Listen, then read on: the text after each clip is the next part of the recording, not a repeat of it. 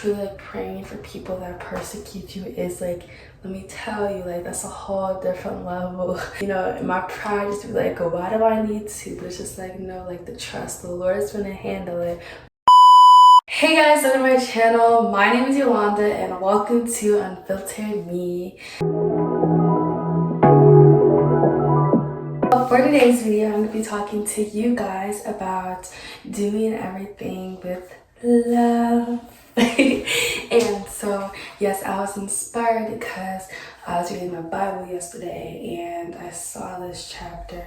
And not gonna lie, I've been neglecting for a while. I will admit that. But you know what matters is not what, set us back, but how we choose to move forward. And I'm choosing to continue through because, this is an important aspect of my channel where I just want to continue on, speaking to you guys and about things that are meaningful to me. And especially the Bible being a big part of my life, it's just like, why wouldn't I put that in there? But yes, so doing everything with love. And let me open this up. So I wanted to start a new chapter because I not necessarily forgot what happened in my other one, but I'm just like scatterbrained a little bit, and I just told myself I just want to start over again, right? So we were in Matthew 1, and basically, the scripture that really stood out to me for this one is Matthew 1, verse 19, which says, Joseph, to whom she was engaged, was a righteous man and did not want to disgrace her publicly, so he decided to break the engagement quietly. Now, let me tell you, so for those who don't know the background of this is the chapter when Mary is pregnant, but she's a virgin, right? And it's just like, how did that happen? And so publicly, it looks a certain way. She's already engaged to Joseph, and I don't know how it was like back then, but I guess so I'm guessing they didn't publicly announce their engagement or something like that because they're able to break it off quietly. And he could have just came out and just been like, oh my gosh, she got pregnant, this and that, and not believed her, but this man respected her a respectful way and just broke off the engagement. And then after she was able to if people knew that she's pregnant, it wouldn't be, I guess, as bad. I don't get the history behind that, but that's just what happened. That's what he did, right? But either way, he could have went about it a whole different way, but he chose to do a respectful route, which also is another lesson of pick your partners wisely because, at the end of the day, it does not matter the looks, it does not matter the money. Yes, those are factors, best be sure, but also find someone that respects you, more than just being, for you. In general, there are some people who would not do such, who could care less. But there's other people out there who 100% will love you and will choose you all the time, will do anything, to make things easier for you and will respect you 100%.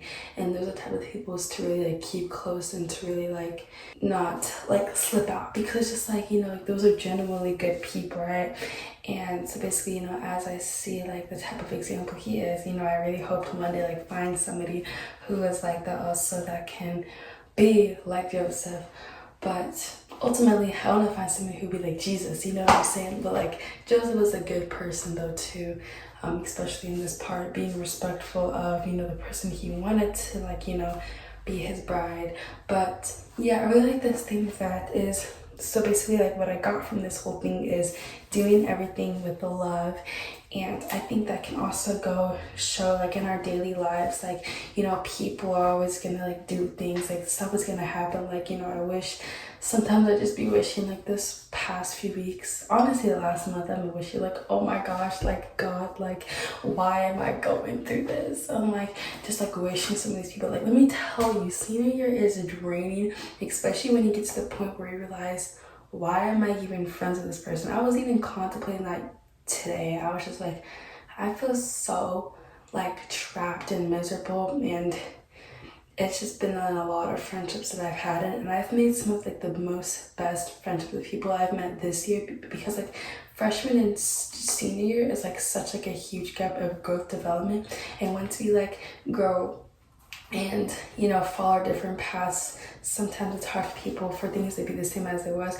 Now for some friendships, of course, they'll flourish and go up, but for me, I've found that like I am 100% completely different than from I was then, and some of the things that are going on in my friendships with this and that, it's like creating boundaries, realizing that I don't want the certain treatment, or realizing that I don't want to involve myself in X, Y, and Z, and it's like, having those friendships and things going on that I may not like anymore, and just realizing that I just want to step away. Like, it's just so much, like, the whole friendships, and as we're growing up in high school, and this week pretty much really tested my patience a lot, especially like today and yesterday.